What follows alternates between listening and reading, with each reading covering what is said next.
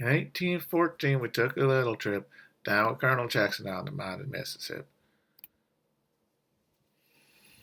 Fired our guns and the British kept it coming because there wasn't as many as there was a while ago. Fired once more and they took to running down the Mississippi to the Gulf of Mexico.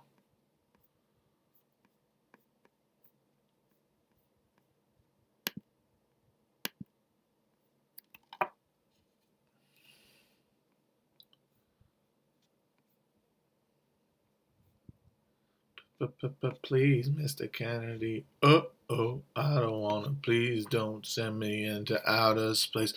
Please, Mr. Kennedy. Oh, please don't send me into outer space. Please, Mr. Kennedy. Oh, I don't wanna. Please don't send me into outer space. Ah.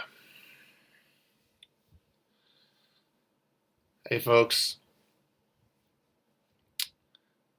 So there's another dang article about Chapo in this fucking New Yorker. They love doing this. It's weird. And you know what? If you put an article about us that gets people talking on the wheel of samsara that is Twitter conversation topics, along with men B not having a bed frame and David Foster Wallace is toxic, and fuck, there's a bunch I'm not even thinking of.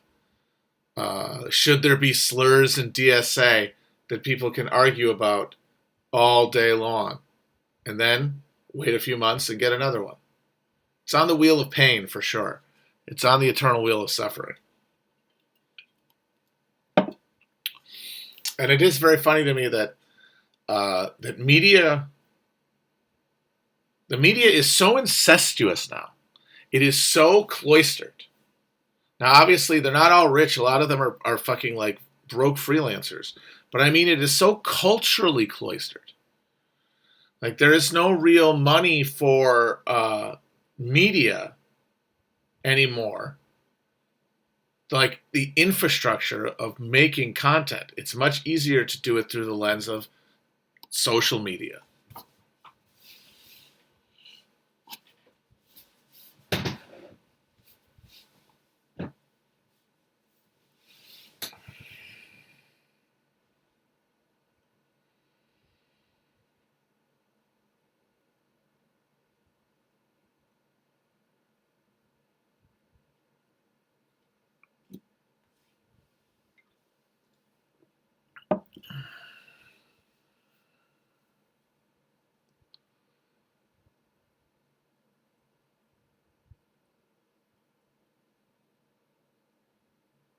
All the media is bad, is what I'm saying. That it's shallow. It's shallow and it's political.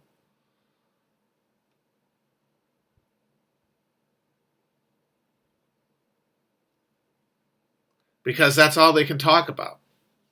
All the people who are making culture, they're not having independent lives, right?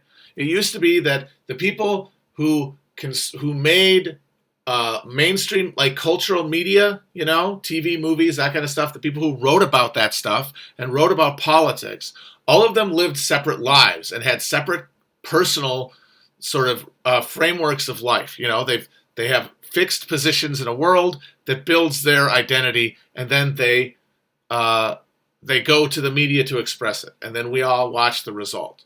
And it is a personalized context, right? Like we're getting obviously capitalist propaganda, but filtered through the individual perspectives of these individual people. But now everybody doesn't have a life that they bring to their art, to the media, to culture, to politics. Those things have replaced their lives because that's where they feel agency. Our lives have been drained of agency, sociality and agency, which means that we put our real mana into our online experiences. We pump our orgone into the social media cloud, and then what comes out is the result of that. It's a cloistered little house. Instead of everybody individually, coming together. It is one hive mind of anxiousness, of urban anxiety, of the neuroses of the guilty elite. That segment of those who are being advantaged by the current apocalyptic conditions, who feel bad about it, who have sublimated their desires into an erotic superego, and who would need to perform culture of abnegation of that responsibility without challenging the situation because it's to their advantage. That is to say, it's bourgeois, but it is a bourgeois that has now been truly homogenized. Everybody is living in the same mansion, like mentally, and therefore their concerns are so measly and miserly. A lot of it is because, like I said, they're not experiencing things outside of the place. They're just content creators in mills. They're not living jobs that aren't part of the media, that inform their lives. They're not coming to media from other experiences. No, college and then directly to the content machine. So they're just these bundles of neuroses, of liberal neuroses, because it is the guilty rich, the guilty successful, the guilty lucky, however you want to put it, and that might be the best way to put it, the guilty lucky, the ones who feel bad about being lucky, are the ones most likely to want to do culture work and not work in the actual machinery that makes this thing go. Politics or business or something.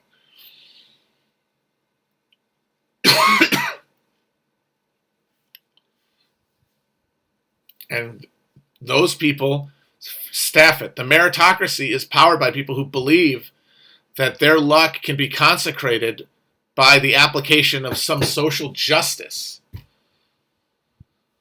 that will mean that they don't have to feel guilty anymore. That's what liberal politics is. And liberal culture is enacting your difference, enacting your non-culpability in it. And the thing is, you're not really culpable. You are largely powerless in the face of this. We are all slotted where we are through the happenstance of birth, of the cosmic throw of the dice.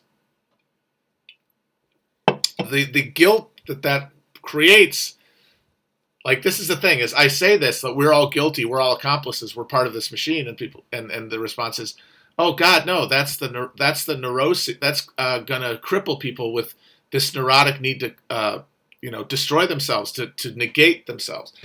And I'm saying no, that's what the liberals do with this reality. They take it as a hair shirt and then have to expiate that. But it's all indulgence. It's all to their own gratification. They're still comfortable. They still are economically secure. And now they don't feel guilty anymore. They feel elevated, and therefore they feel okay with being where they are. It is a ritual consecration of their innocence. And that's what the cultural liberal left is a ritual denial of guilt. The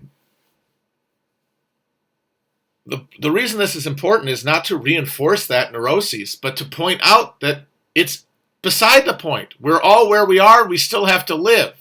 And if we are living to scourge ourselves of our personal guilt, we will never be able to directly address the world around us, because we will still be trapped on the hedonic treadmill. We will still be oriented around self-gratification. This case, self-gratification through self-abnegation.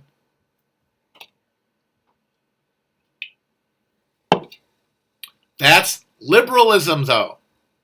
That is progressivism absent power. That is the ant in the attic of the Victorian mansion going batty.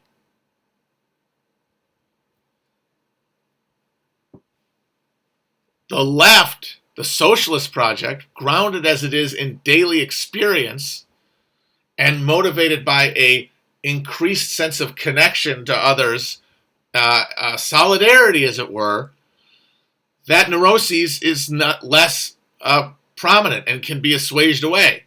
Now, the thing is, some people say that means we should all be culturally reactionary. No, because that's just the nervous breakdown of the other lucky people who want to maintain their power.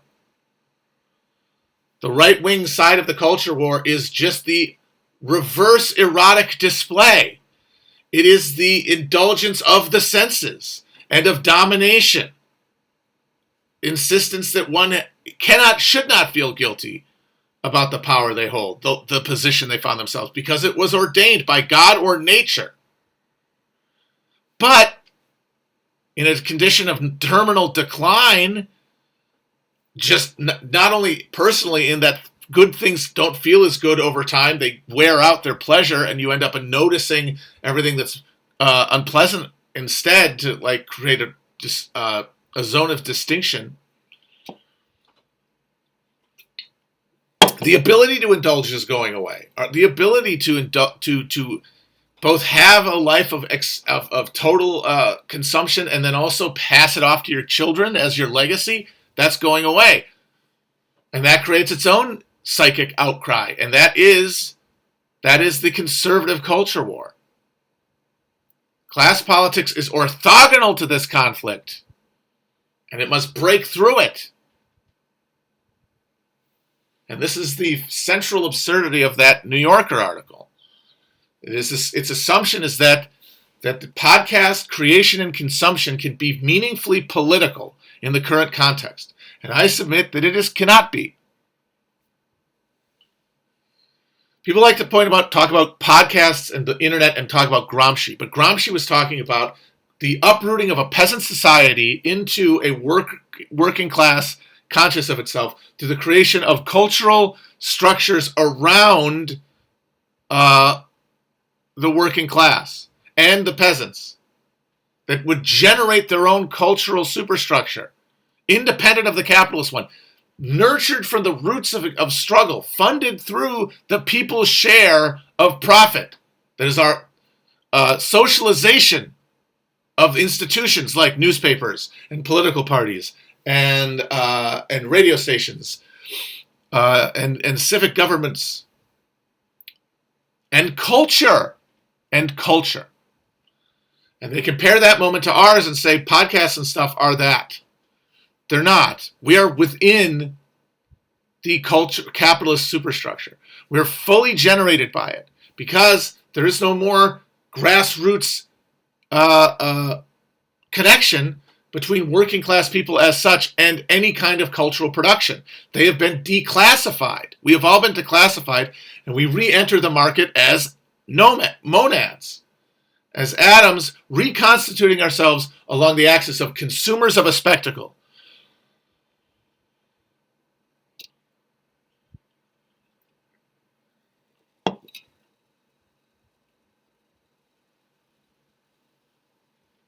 And so the culture we create, even outsider culture, coming from social media and not traditional media forms, something that isn't subject to the market because it's provided for by user subscriptions, that this is countercultural work. It does inject left concepts into the slurry of shit that people encounter all day and allow them to take political concepts from the left and add them to their consumer identity, but they can only do it from there to a position of still subject passivity.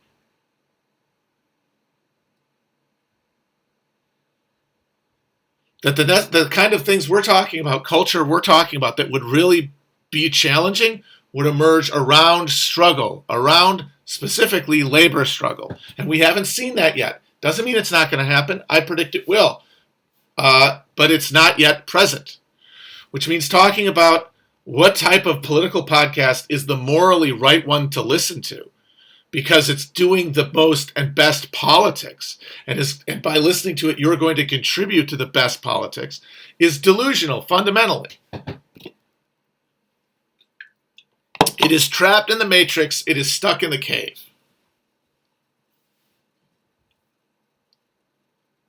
Chapo and the whole online left created a new consumer identity for people. Now, that consumer identity could be useful in getting some people invested in the actual struggles happening, but it does not generate counterculture power.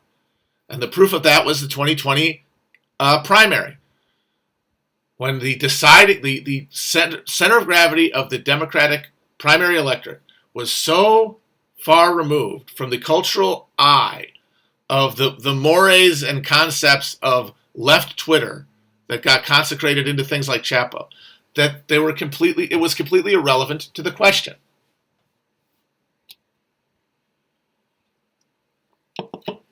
All those hair-splitting arguments about, is this good for Bernie that this guy endorsed him, and oh my God, what about Cumtown, and how is that going to make Bernie look with African Americans, and what about Bernie needs cutting edge? Bernie requires cutting edge positions on things like sex work and reparations and prison abolition to excite the people who have already embraced these positions. No matter what people's discrete opinions on any of these questions is, the thing that mattered is that nobody who was captivated by that language, no one who is engaging politics through that lens, was meaningful to the process, because they were already overwhelmed. They were already self-segregated, because they were cut off from people who were worse off than them, more alienated than them, but less likely to have ever encountered any of this shit. Because these are different worlds. We're creating these little bubble realities within the capitalist media sphere. They're all just bubbles. It's like a buckyball. And they do not interact. Only to experience them from inside and outside is a fundamental different reality, because it is now boutique reality. There is no monoculture. It's like the eyes of a fly. And that means it comes down to numbers. And that percentage of the people, politically agitated, young, downwardly mobile young people, broadly, was a fraction of the total number of young people, most of whom have completely detached from politics as a part of their identity, and therefore aren't encountering this argument through the lens that you would need to understand it. They're only maybe seeing it and not engaging with it. And then everybody older and better off is completely outside of it and has created their own reality that is generated by the mainstream media that they still believe in, because they have not yet been fully broken away from that. Even if they now have like a partisan view of it, where like there's two mainstream medias, a good and a bad one, and you affirm your goodness by watching the good one and being mad about the bad one. But it's still fractured away from like what you saw even 40 years ago, but it's not as fractured as what younger people experience the media as. And those people are going to the voting booth. Those people are engaging with politics earnestly, and there are way, way more of them than there are of you. And there's no conveyor belt to get outside of that bubble, because you have to opt into it. And who would opt into it if they were not being pulled there by some demographic magnet? Did you go to college? Did you expect to have a professional job after you graduated? Were you forced to take work that you never wanted to? Are you forced to delay things like having a family? Are you prevented from maturing in a real sense? Are you stulted in your development? Because you cannot actually exercise power in your life. You're being pulled, and you're being infantilized, basically.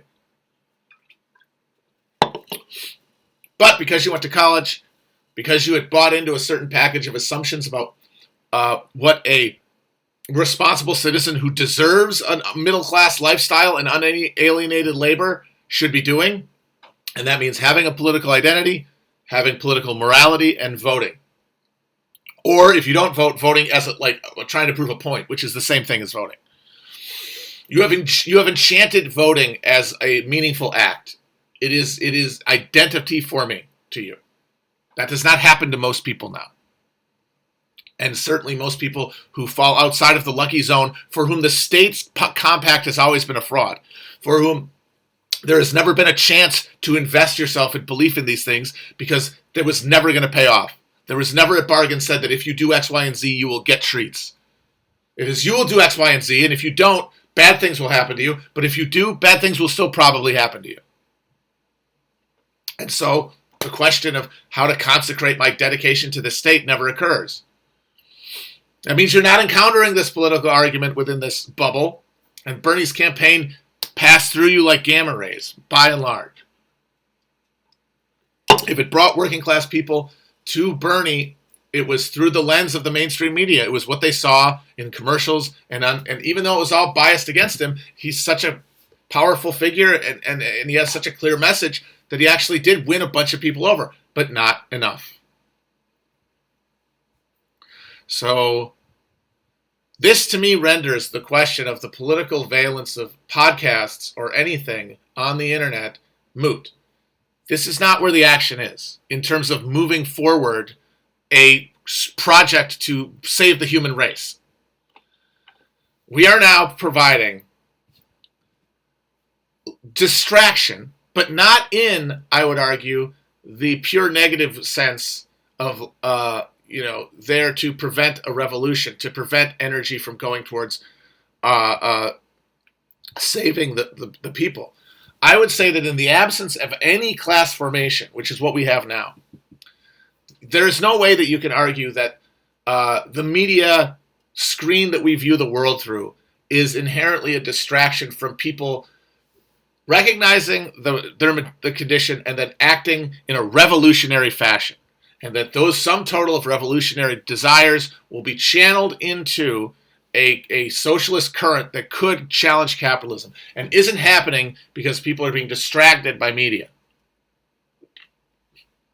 I think that absent class politics, the media, that in the current moment, everybody's increased alienation that they wouldn't be able to distract themselves with by political engagement, the idea that they actually do have power, would not go towards revolutionary anything. It would go towards self-destructive nihilism, like actual self-annihilation in the form of drugs, in the form of suicidal extreme actions of one kind or another, in the form of increased hostility to the world around you to the point that you create some sort of confrontation. Just sparks flying socially, increased human misery, basically. Because why the hell would we assume that this misery that we're now distracting ourselves from, if felt more keenly, would have us be able to do anything useful? Part of the reason that we're all so anxious is we feel how powerless we are, which means that if you say, oh yeah, the very few things you do have an ability to imagine yourself in charge of, like what you watch, who you vote for, what positions you hold, what things you'll fight for, what demonstrations you'll go to, what organizations you'll form. If you're telling me that none of that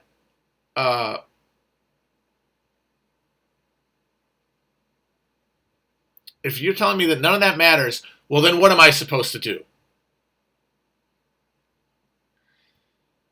I'm morally obligated now to essentially begin guerrilla warfare with the state, to actually do the revolutionary shit that we're all talking about. I have to do that now because the current machinery is out of our hands and we have to reclaim it, and only through violence, because we're no longer capable of asserting power through organs of law. They will simply rewrite the law. And it's too late for anything else because of the closing walls of climate catastrophe. So we have to try to grab the reins at any means necessary. But okay, say you say, I'm going to do that. You have to do it. Even then, what do you do? Even if you say, I'm willing to forfeit my life, you still want your life to mean something, right? You don't want your life to be like the glass of water that's just poured on the floor, which was Hegel's metaphor for a life that is ended without purpose. A life that just ends when somebody isn't intending to do something. That's like somebody just spills some water.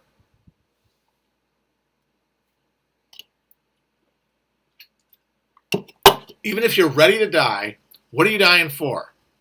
Because what do? There's nothing to do. What do you attack? Who do you shoot? What do you blow up? What do you personally do? You can't join a group. There are no groups to join. How would you even go about doing that? Are you going to go on the internet and start asking around until the FBI entraps you? And then you get to fucking die on at ADX Florence, writing scrawling spirals in your own shit? Nobody wants to do that. So only the most extremely agitated will do violence at first. Everybody else will just try to distract themselves with something else. All right, fine. If it's not politics, give me something else that I can indulge as a consumer. I still have that freedom, and that will keep me from the point of terror that, oh my God, this is getting worse and there's nothing to be done. And that will lead to greater self-annihilation in some sense or another, because you're going to have to keep upping the indulgence to make up for the increased sense of fear as the end rushes forward and you feel unready for it. Because the existential horror of life under capitalism as the winners, which is what we are if we're on here, is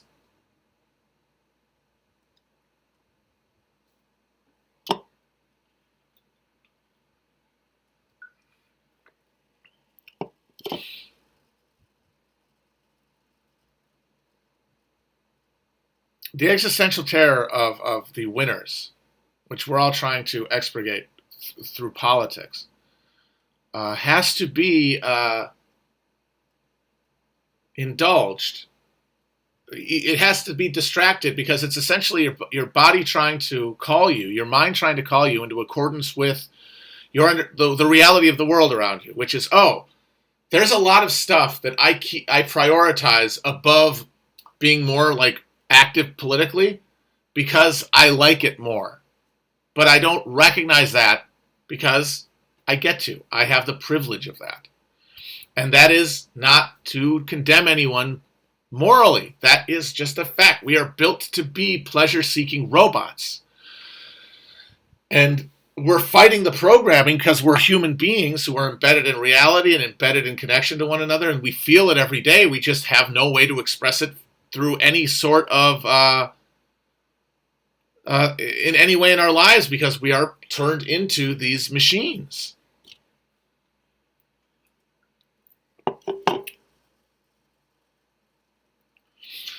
So most of us are going to prefer to stay alive and to maintain our position, even if it's tenuous, and even if it looks like it's going to get worse, and even if we can only hope for worse in the future, and even if it's going to be worse for our kids. There still is pleasure in the moment. There still is security in the moment. There still is, most of anything, anxiety about losing it in the moment that has to be assuaged. And if you can't imagine that politics can change anything, then you have to get busy living, basically. And how do you do that without overindulgence? And so you either destroy yourself or you lash out. You either implode or explode. And either way, there might be some people who do it with a political mind, but there can be nothing good could aggregate out of it, because it is the stochastic social violence created by capitalist alienation, as it just hyper metastasizes through the social body.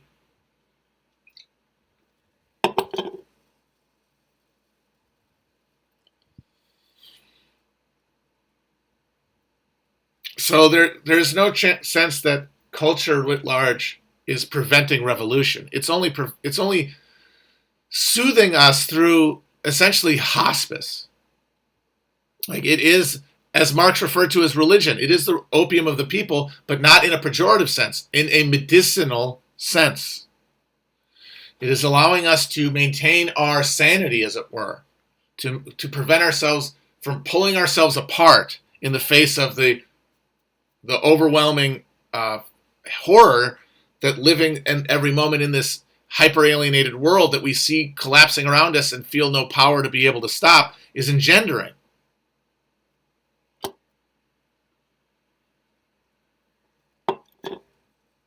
So we all still have to live, because most of us are going to stop short of self-purifying violence against the state, and the ones who do are going to do it without coordination and with the aid of the FBI.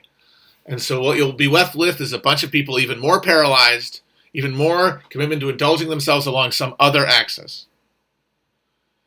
At least imagining themselves as political beings means that when they are confronted with the conditions as they deteriorate around them, the changing conditions, the reduced circumstances that throw into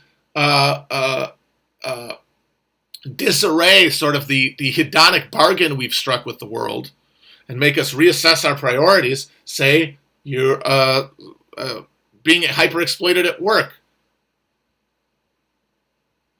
or as a tenant in a building. And if you have a political consciousness that is to say politics forms a visceral part of your identity that you've been encountering in the culture, that you can apply it. But nothing said there is going to provide any basis for change. It's just it's a star in the firmament that we're all absorbing as we move through our lives.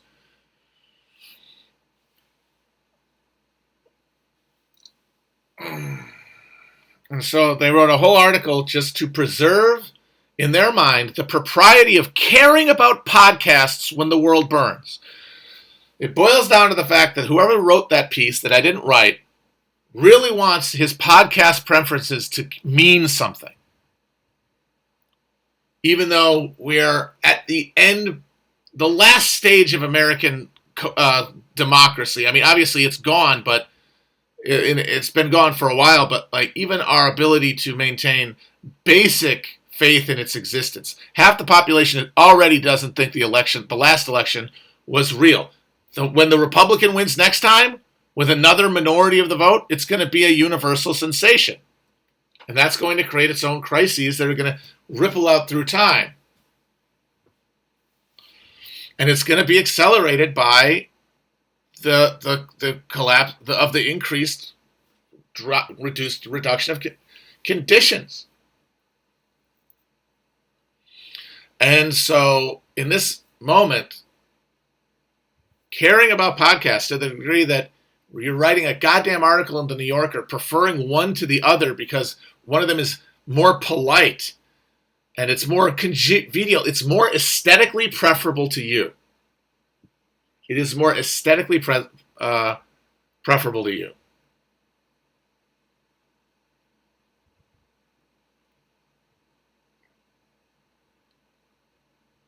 And that is a contribution to the political culture that is on its face bad, just without even getting into the motivation.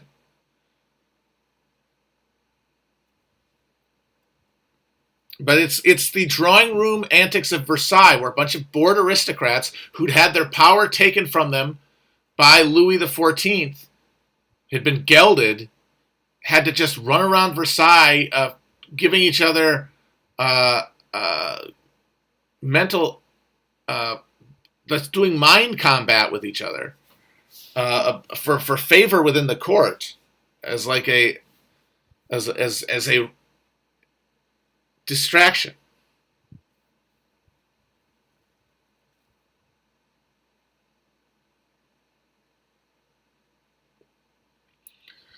So I do like to remind myself that it's no use getting mad at any of this stuff because, hey, it's all just grist for a mill. It's all grist for a dynamic that is built into the system at this point. We're all stuck in one way or the other because we can't really opt out. Our identities are too enshrined. And we're only going to get knocked out of these things one by one as our relationship to the world changes. That there's not going to be any mass organization through media that's going to turn the page, because everybody is still operating as little hedonic tardigrades, just thrashing towards some sort of satisfaction of pleasure.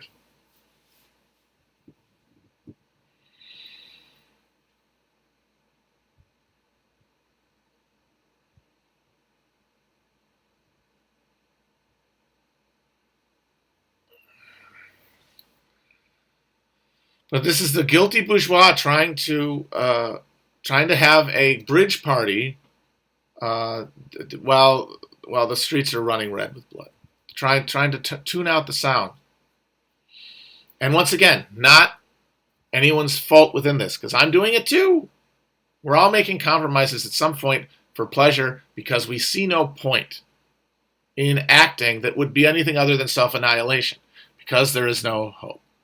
That's because this is through the veil of this this media sphere, where we're just communicating to each other through this screen of alienation that confounds any attempt to build anything outside of it that has any real size or coherence. And it's because so much of it is in the language of culture war that is dominated and created by the media itself, and that this is just a subset of, and that it has to refer to.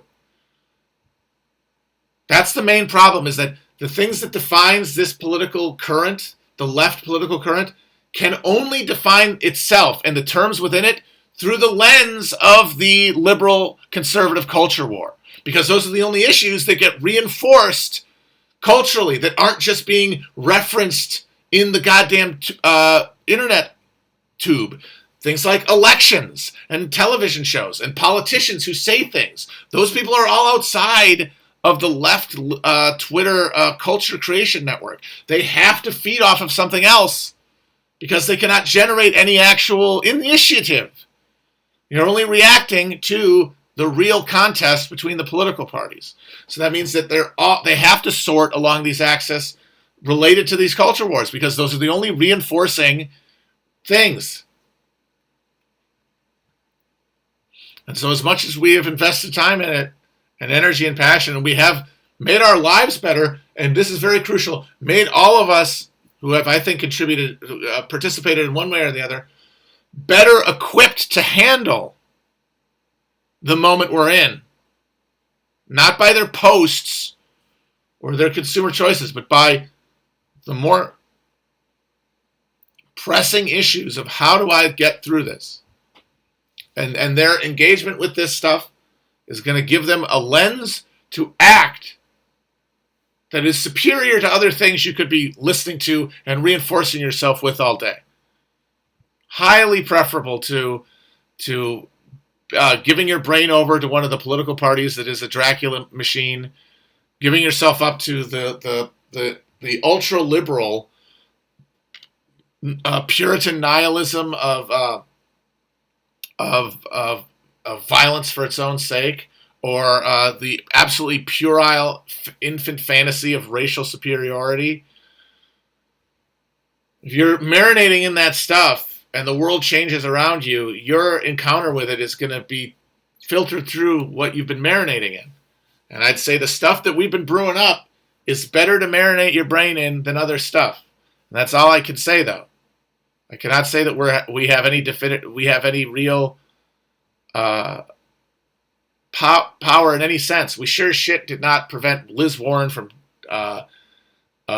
endorsing Bernie, and even if she had, that still wouldn't have changed the outcome.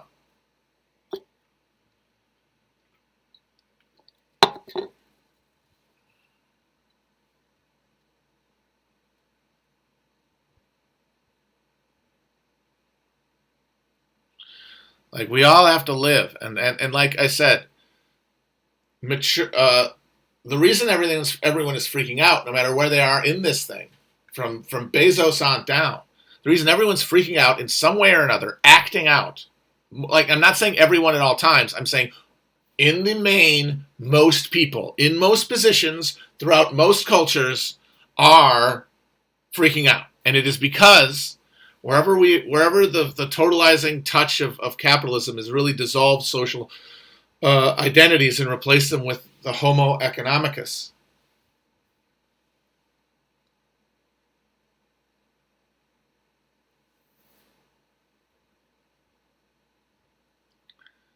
We are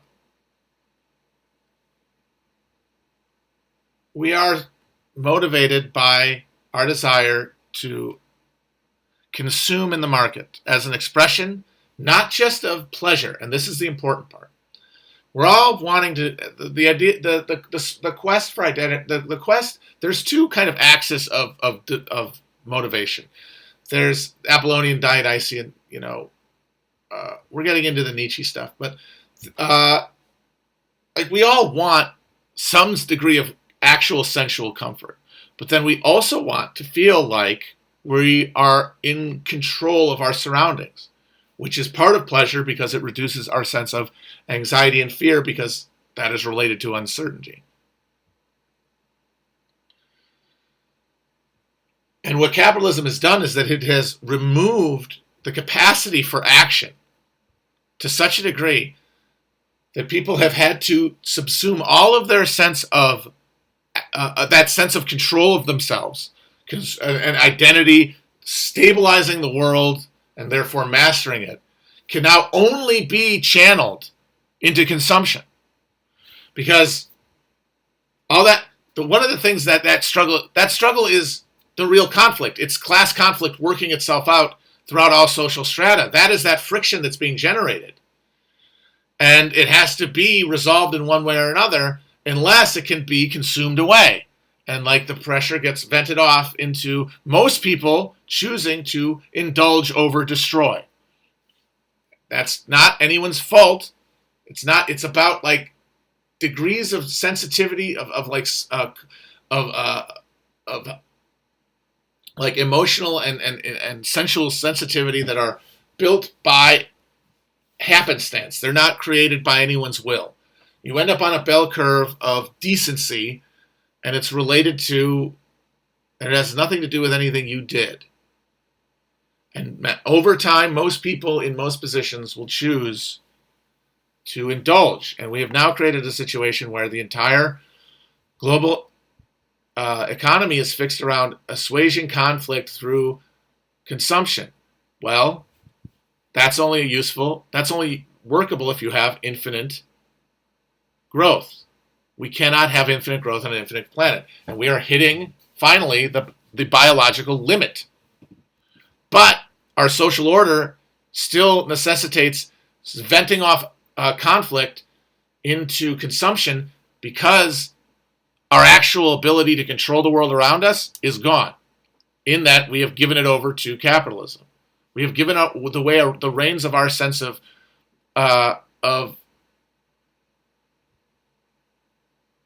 assertive identity. Like we all have to feel like we have some will to power, and it's been totally neutered.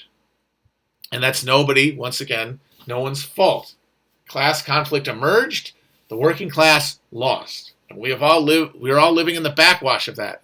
None of us were there when it happened, and we're just trying to deal with it now.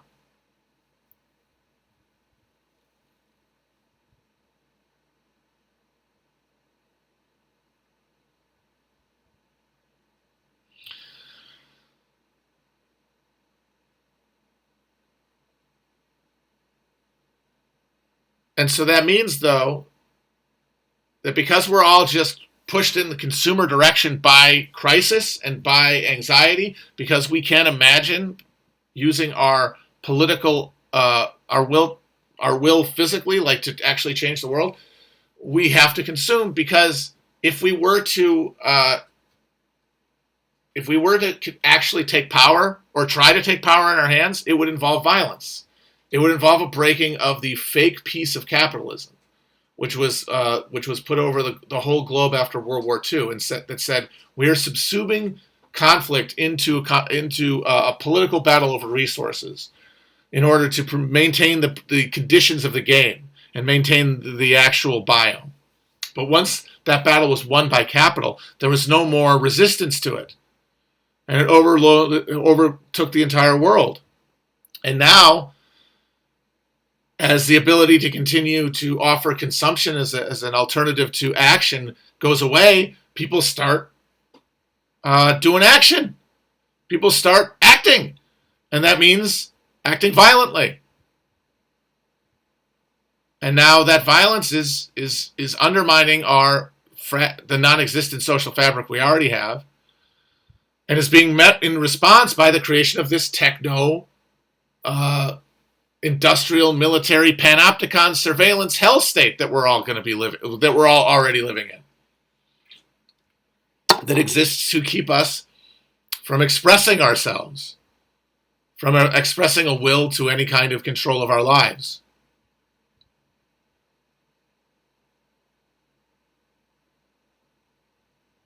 But that alienation is already hitting culture and is only going to hit it worse. And I think that the candy is going to stop tasting good enough to keep you hooked to it. And things are going to start shifting. And that's scary because we can only imagine any change being bad. And part of that is because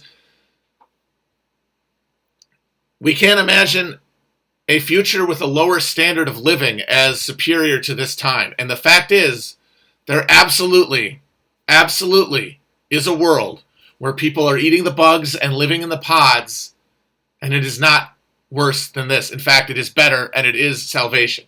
It is, if the buds and the pods are what a socialized instrument of government representing a truly democratic will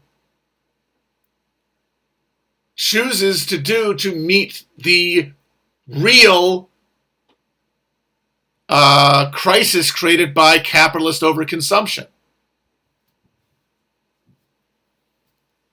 And the I won't eat the pods, I won't eat the bugs thing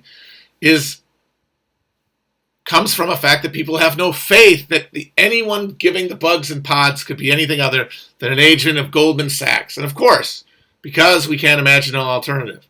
But honestly, one of the things holding us back is that even people who aren't, culturally neurotic about those issues and about masculinity the way that those people are, and that want fully luxury automated space communism, are like, no, actually, don't tell people that, because the future is going to be like now, only there's going to be robot butlers. It's going to be like the Jetsons, but everybody. It essentially says the consumer-based identity of a late 20th century American subject, we should universalize that through technology. But you cannot do that. You would have to squeeze the poor end of the human race into a pulp to do that. And at the end of it, you had just created the fucking decadent, monstrous elite of Zardoz, who would destroy themselves from neuroses from within as their pleasure went away with them with time.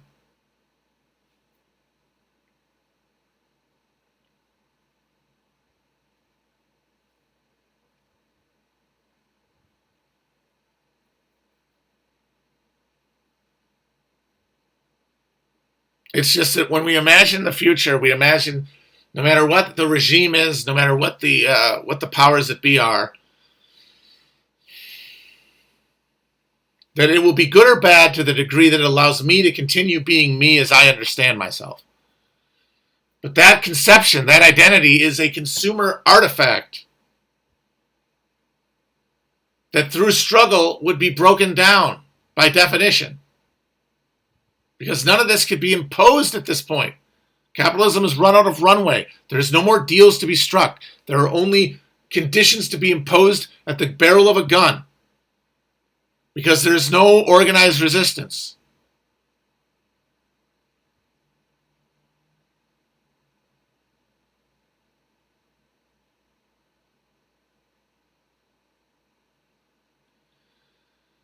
The deal, the cheap food, the cheap fucking consumer goods, the idle time, the inefficiency allowed into the heart of the system is going to be squeezed out. One way or the other. Is it going to be squeezed out by people negotiating us away from planetary suicide, or by the reptile-brained monsters who imagine themselves as like eternal god emperors in space as they gallop us to extinguishment, following a fantasy into annihilation. The fucking Crimson King gibbering and jabbering in the Dark Tower.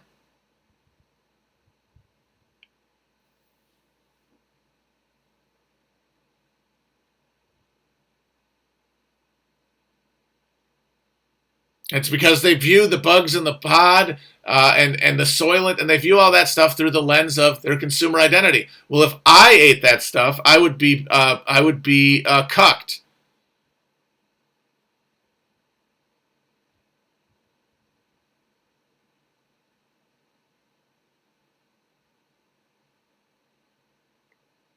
We're fetishizing an identity that is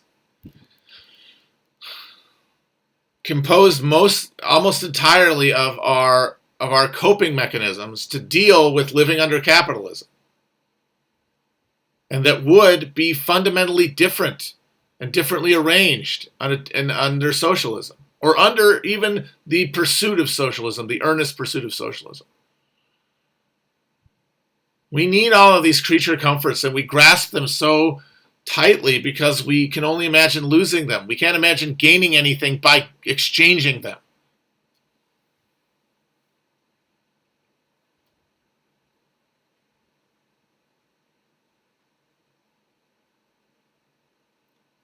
Because we have no faith in a project.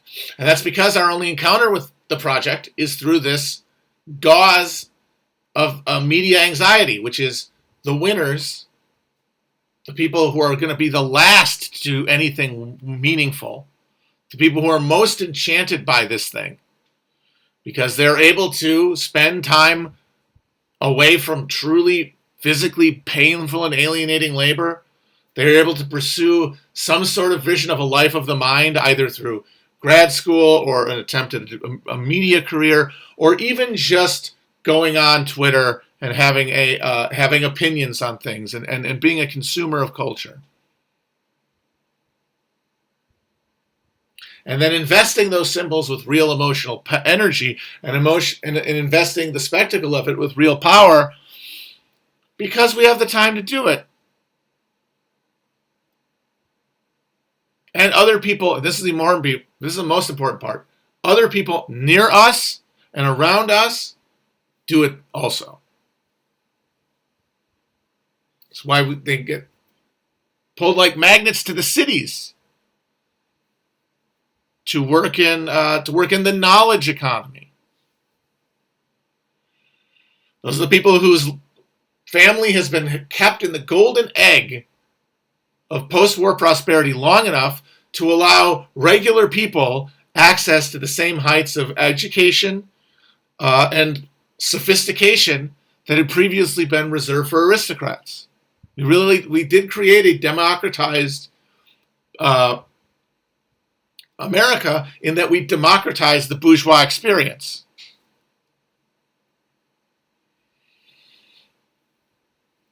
Which means people who are not going to encounter too much trauma in their lives such that they fall out of some sort of arm's length of comfort. Like, even if they're working a tough job in the city and they are laid on rent a lot, they know they could call their parents if they had to. Even if their parents aren't rich. If you've got a piece of that middle class prosperity, say a house in the suburbs, equity, the family's been sitting on, you're within arm's reach. That allows you, and the fact that you probably had a pretty decent education and access to the mores of school and the mores of college, more so even than learn anything, so that you could be accepted there and learn the rules there and then go out in the world. And even if you're poor, broke and working shitty jobs, you still have your hand in the fucking thing. You might be precarious completely, but by having your finger in the pie of online politics filtered through activism and voting and cultural consumption, then you could progress. Maybe we build socialism and they do something about these student loans. Maybe Bernie gets in there and I don't have to pay for fucking medical insurance anymore. Because I'm not still on my parents' plan like everybody who has a podcast.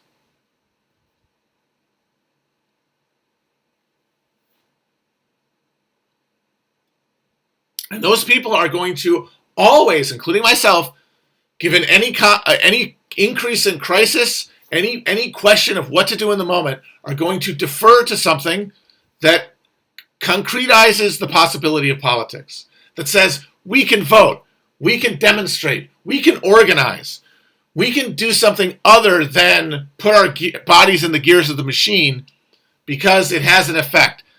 But we can only believe in that because the system has shown itself to have some rationality to it that could benefit us in our lives. Because our parents probably had a house, like I said.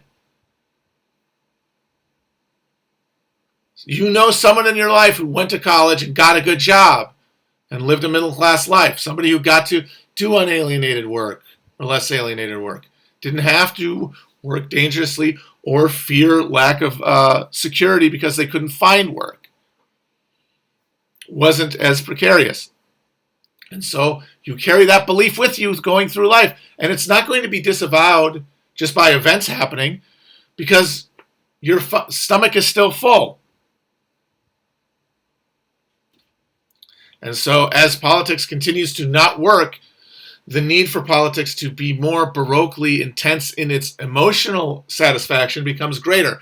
And that's why we see now all of politics being consumed by culture and vice versa, because these are people, including myself, at the end of our rope, needing something to mean something that allows us to not take the next step.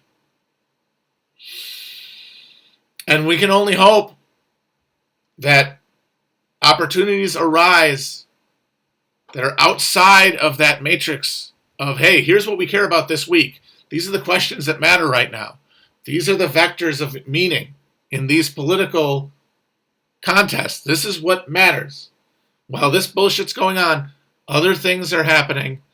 And if those things interact with the other things, that facade will shatter. That is the hope of any, that I think is the Marxist dream. Or rather, it is. There is a spirituality, I think, suggested by Marxism that is often ignored. And I think it boils down to the belief that if you did present a orthogonal, coherent, countercultural challenge to the dead political contest of an exhausted bourgeois, which is where we are, a historically exhausted bourgeois presiding over a collapse, that would shatter. Whether we have the conditions for when to emerge here and now with the humans we have is a separate question, and one that I am fully agnostic on. But I have to be, because the same way you have to assume free will, you have to assume that you live in the world where that's possible. Because the other choice is nihilism, which is what's so funny about people who say that we're nihilistic now after Bernie lost. I fundamentally put it to you that anyone who says that there is meaning, value in the question of what podcasts people listen to, the strategies of consumption around political media, is the most black-pilled person on earth, because they have accepted that they are going down with the ship, drawing on their spirograph. They're going to encounter oblivion having learned nothing. They will have failed to meet the challenge of maturing through undue attachments to things. And the reason, and to get back to a point I was trying to get to earlier, the reason that this is because the process of maturing as a person is a process of letting go. It is, as you come into self-consciousness, you create an identity that becomes fixed. It is illusory, but you require it to move through the world. And that process is a creation of assessing threats and hazards to one's existential life. But then, eventually, reaching equilibrium with the world around you to the point that you begin to realize, as your stabilization with your environment comes, as your adulthood flourishes, that you are not really alone. That your life really isn't the only thing that matters. That there are other things beyond you that have meaning. And so therefore, you don't have to hold on to life as much as you did before. Now, this is in ideal conditions where you haven't been fighting for your life from the time you're a little kid. And that's the thing that damages maturity. But on the other end, to be brought into the anxious bosom of consumer-based identity among the bourgeois is also to be fucking traumatized away from that recognition. Because you are kept in a state of childhood. That sense of precarity where the only meaning can be derived from consumption, where you cannot confront your powerless, you don't get to reach the limit of your personal power. That's what happens. Is that maturity, part of maturity is coming to the limits of your ability to assert individual reality. You hit a bump, you hit a border. And once you hit that border, you have to come to terms with it if you want to keep living. And that means giving up some.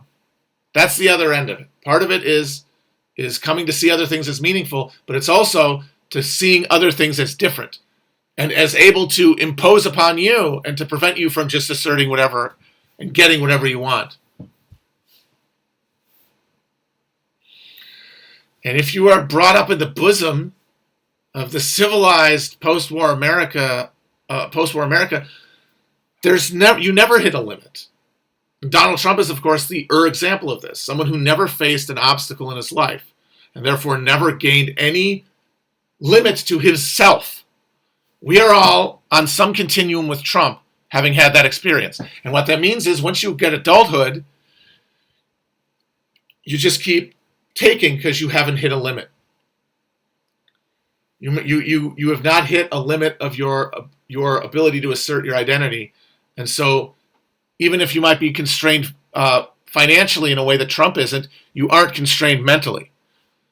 And you can consume like Trump, but at a lower level, which giving you the same satisfaction. And you can compensate for your felt lack of power in your life with consumer indulgence. And you can keep doing that, but it requires you to deny the reality of others because it's hurtful of others and it's exploitative and you are aware of it. And that awareness fuels anxiety and guilt. And you have to deny the meaning of anything outside yourself to keep that feeling good. And that is to maintain the sense of childish selfishness throughout all of life. And so we are at the end state of capitalism and everybody is having a temper tantrum because nobody has actually matured.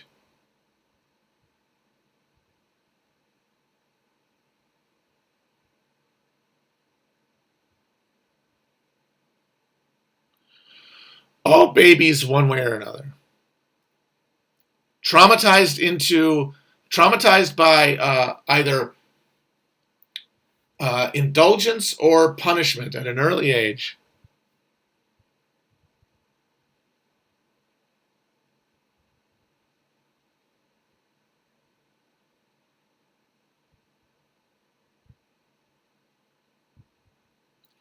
And people expressing their powerlessness the way they can. And the thing is that in order to express your powerlessness, you really need money. Some money. So you get the suburbs, you get the middle-class consumption habits that become fixed. But then at the lower end of the spectrum, where people are poorer, people try to get money and generally in a way that is illegal because it's the only real way to access capital. Because the process in America was one of, and has always been one of, cutting people off from a market and then letting it die off.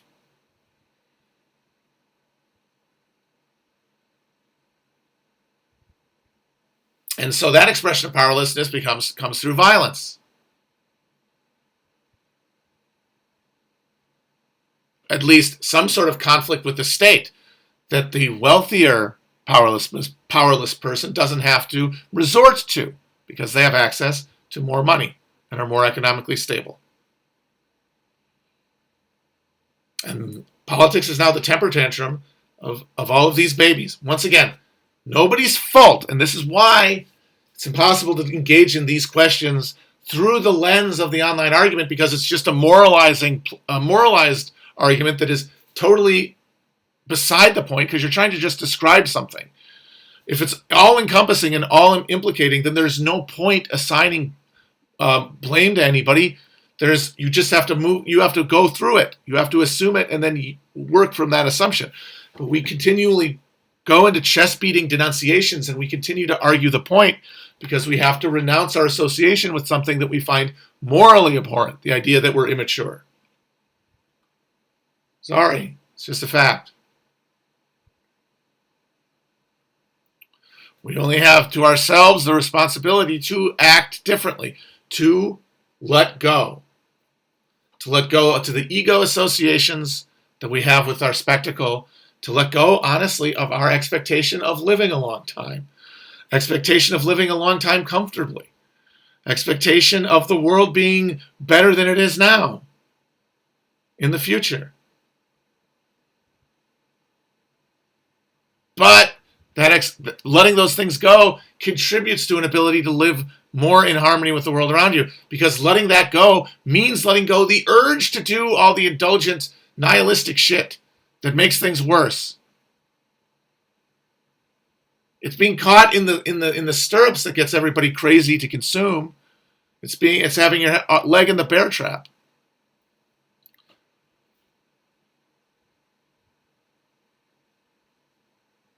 If you have let go of the need for every moment to be pleasurable in a certain way, well then fuck. You can maybe act politically stripped of the need for your politics to feel good in an immediate way. Stripped of the ability, of the need for it to be paid labor, basically. Just stripped of the thing that prevents people from working, as I have said, for free. Because working for free is the key to building socialism. And when I say free, I don't just mean paid money with money, I mean emotionally. The concept of emotional labor is real. But the attempt to put a fucking price on it is the end state of neoliberal hell. It is emotional labor that is the only thing that can defeat capitalism. Because emotional labor is what gets you to do something for free. The question is, what is the desire? What is the emotion that's being served? And the emotion that's being served is building connections that allow you to let go. Building connections that allow you to offload the neurotic self-reification that a critical end-state narcissist suffers. A child faced with mortality suffers.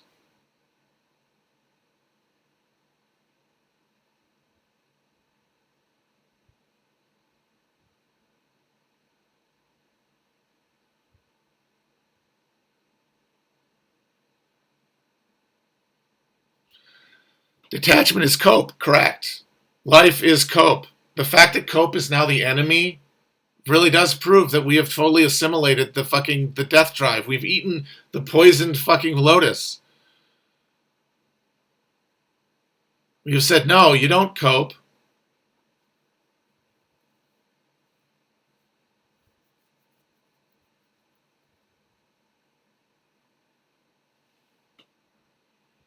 You thinking that you're going to do politics?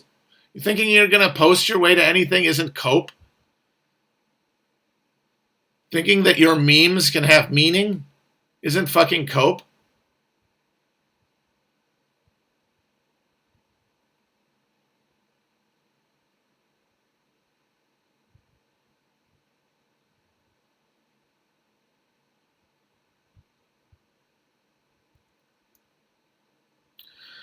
That's why, of course, being based is the most cringe thing possible, because it assumes that there is some authentic you whose expression is the consecrated endpoint of Western civilization. That's what being based is. Based is saying, yeah, my dumb ass, that's why this thing exists. That's why the human race pulled itself into existence. So that I can do what I want to do. Whatever I want to do. Whatever I want to do. Whatever I want to do. Okay, cool. What do you want to do? Oh, wow, looks awesome. We're doing a great job. Everybody is operating off that principle, you fucking dumbass. All the goddamn social justice warriors are doing it too. They're just doing it through pervy sublimation.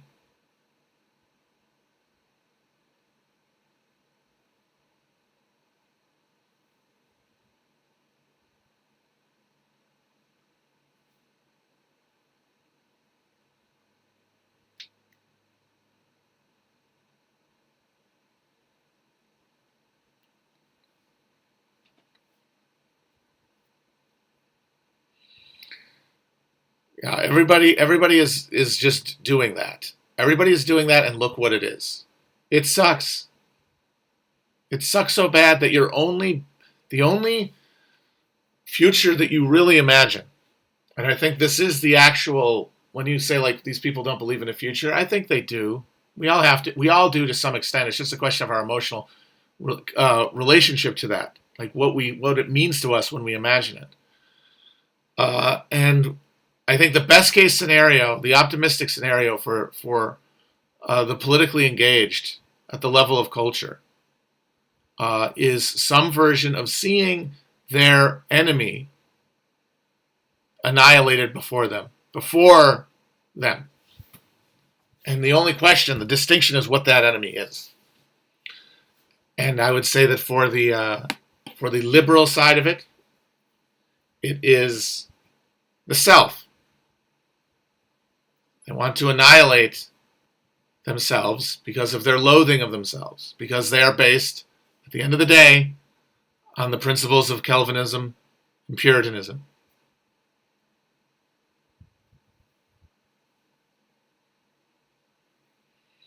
Because they are trapped in a prison of individualism that does not allow them connection to the outside world, God, anything. They are frozen from connection, but they do believe that the other exists. And they do believe that it is holy. And so they are failing it. And so the liberal project is continuing capitalism, but alienating away from the people who make up liberalism, piece by piece, to destroy. Whiteness, maleness, all that stuff, patriarchy. Of course, it's all just symbolic and ritualized, because they don't really, because their politics is completely symbolic and ritualized. But bad things are going to happen to people in those categories as capitalism accelerates. And their project is paying attention to those bad things and rooting for them. And then the conservatives are those who believe that they are as isolated as the Puritans, believe that they are everything, but believe that everything else is nothing, that they are all, that they are God. Now, of course, they're gods in rotting human bodies, so that creates a shrieking cognitive dissonance that has to be dealt with every moment of their lives. And it means hating the other. It means blaming all of this on the other and then trying to punish them. Because of the cultural coherence of conservatism, and it's the ability of it to manipulate the constitutional framework that was left behind after the Civil War. They're able to actually do it a lot. They're actually able to direct the fire hose towards the other. But the water is pooling around their ankles too. And their project is watching it happen first to the other.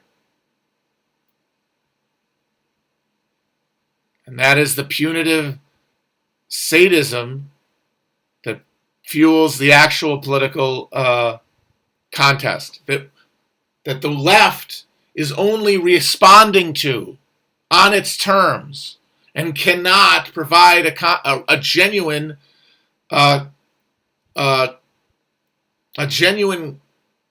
resistance to, because it's premised on the social divisions, the consumer-based social divisions of the greater conflict between the parties.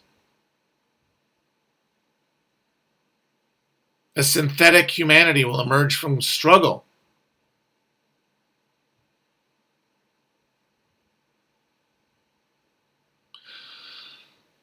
Like conservatism emerged after the Cold War, or during the Cold War,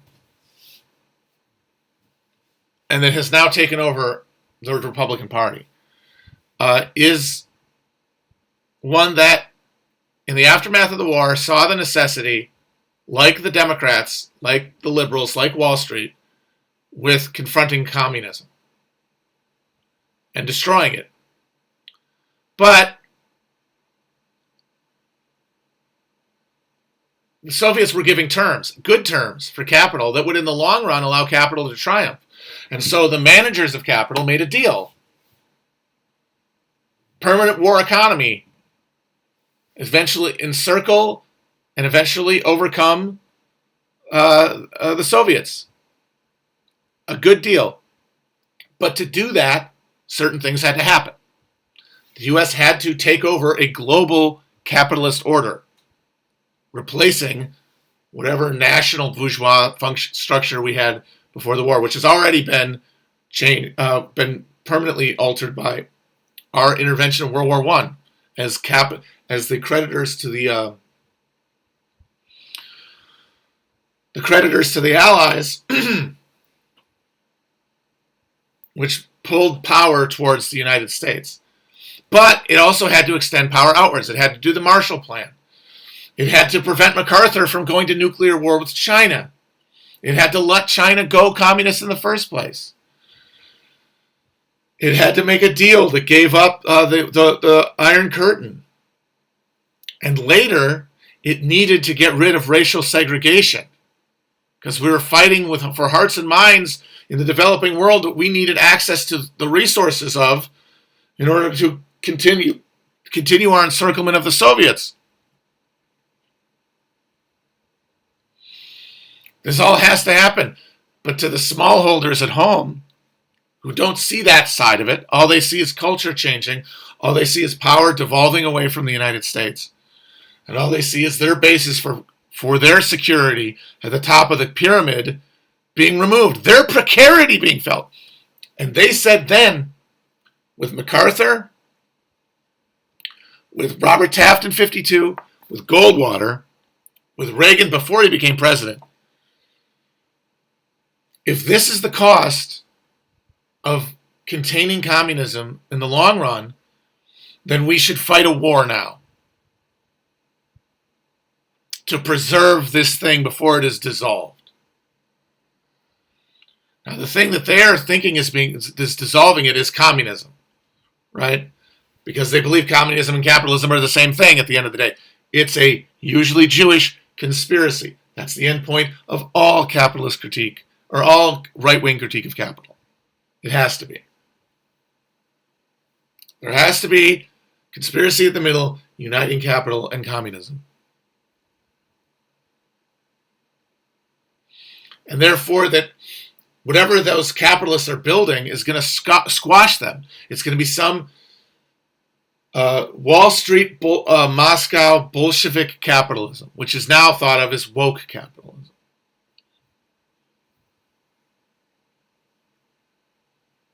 And to stop it, they want to go to war. War, of course, would have annihilated the earth. at any point in the Cold War, except in its very early stages, if the United States had continued to fight or had initiated a fight, it would have been catastrophically violent to capitalism. But it also would not have preserved anything that those stupid national capitalists thought they were doing, because it would have annihilated everything.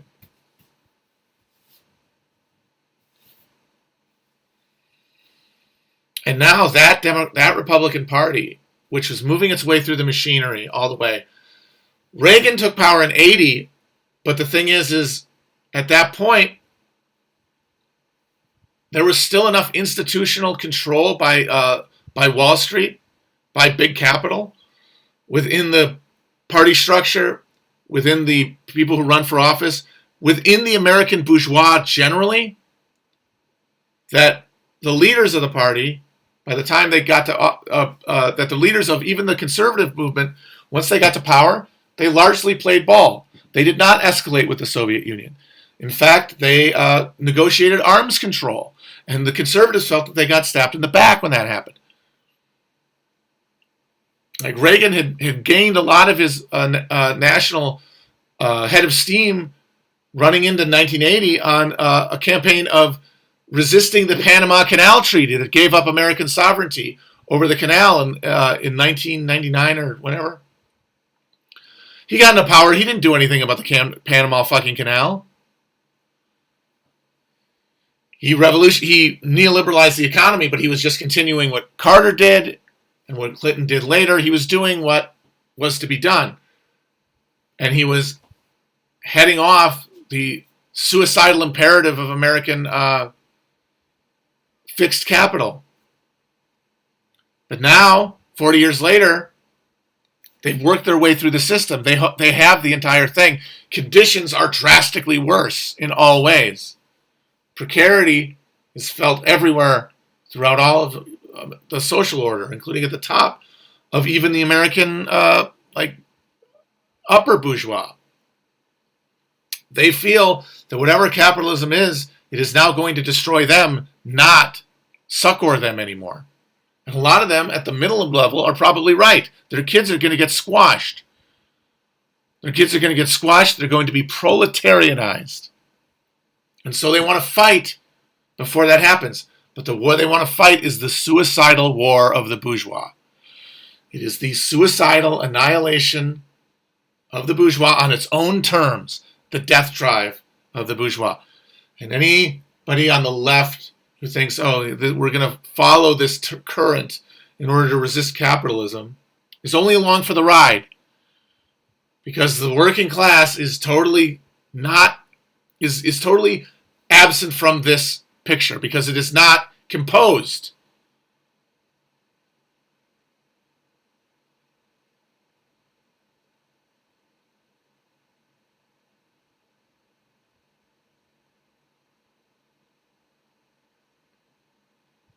Think of the role that the nuclear bomb had in saving capitalism.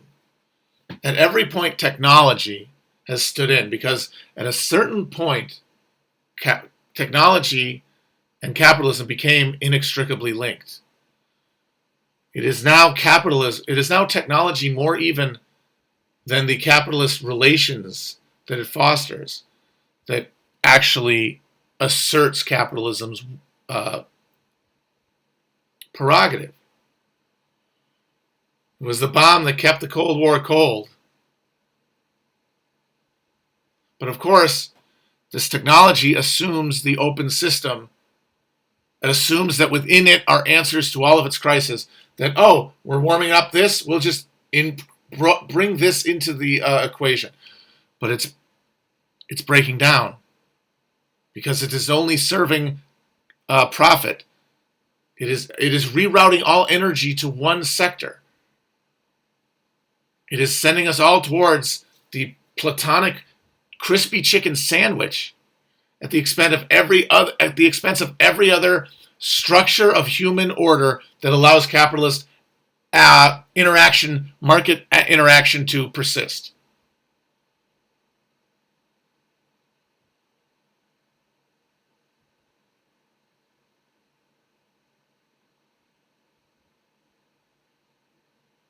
And it's us versus the machine now. But we have to redefine us. We have to refine us.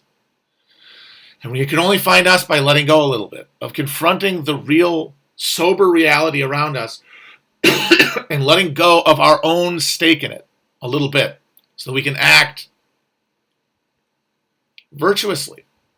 That is out of a felt communion that is outside of the pleasure principle or the pleasure denial principle that otherwise defines our actions.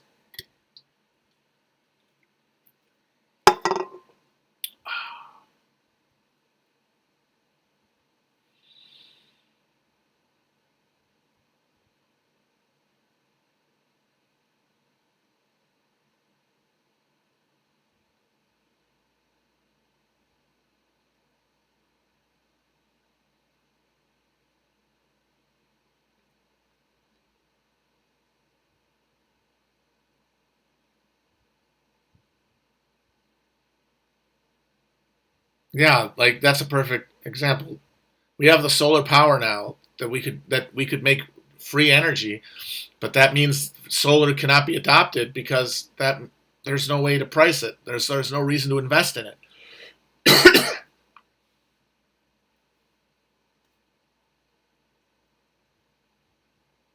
Our hope, the hope that exists is whether any shred of this technological infrastructure can be socialized.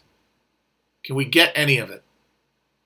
From within, from the center, from the edges?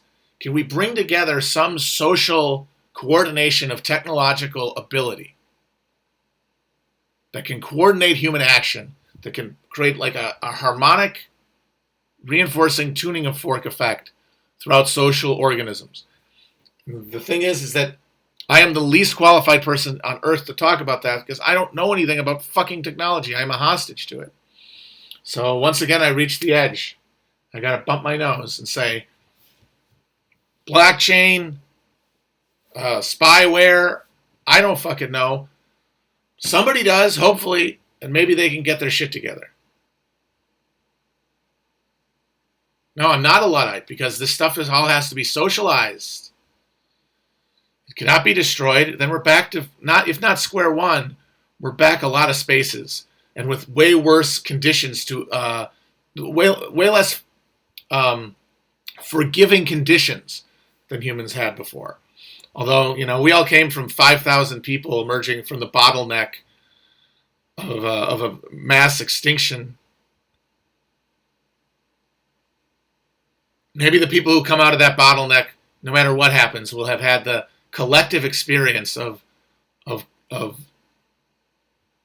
technology and its discontents that we can start fresh.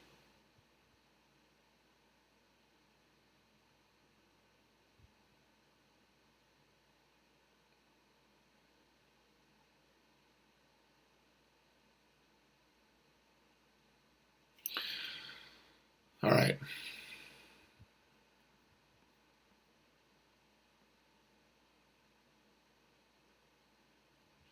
Hope some of that made sense. Catch everybody on the flippity flop. Oh, right. Black Jacobins maybe either tomorrow or Wednesday. Bye.